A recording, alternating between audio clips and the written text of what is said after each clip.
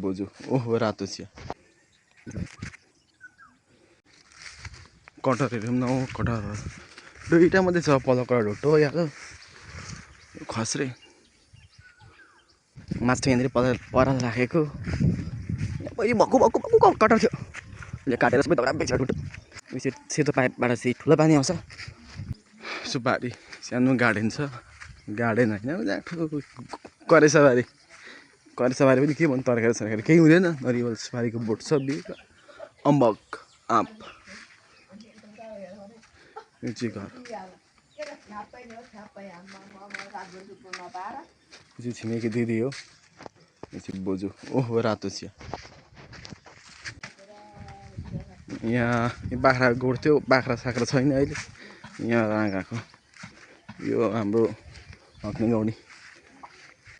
यो ज्यामिर मरो नि क्या दामी फल्थ्यो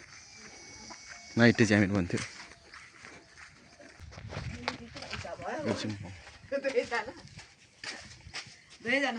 किन उच्च भयो अनि फेरि दिदी पस्छ